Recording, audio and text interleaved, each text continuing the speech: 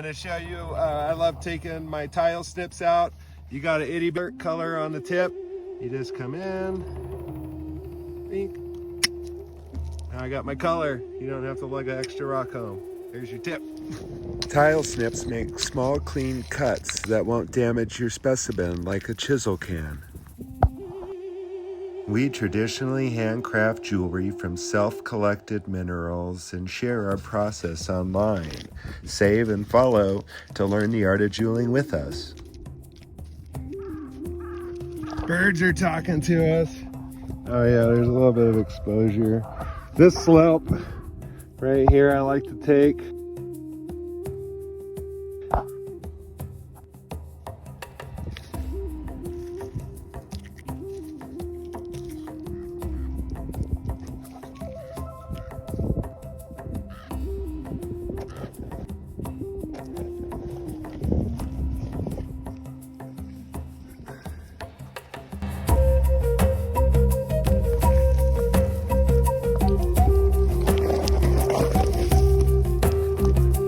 That's the business.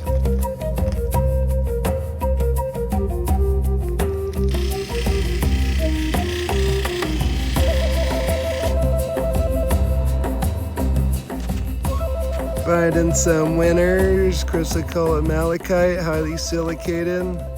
Heather and I wanted to make use of our time. How you doing, baby? Pretty good. What you got? I think there might be a malachite nodule in here. Do you see the edges? Bring it closer. Yeah, nice find. Thanks. Just a couple others. I'm looking for pink. Let's see if we find any.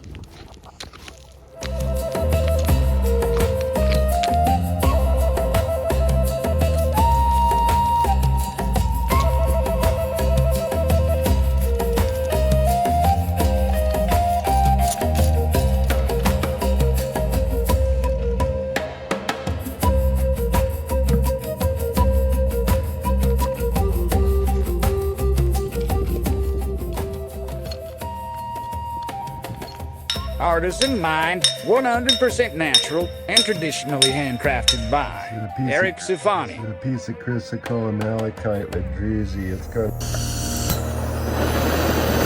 This is the largest statement piece I've ever made.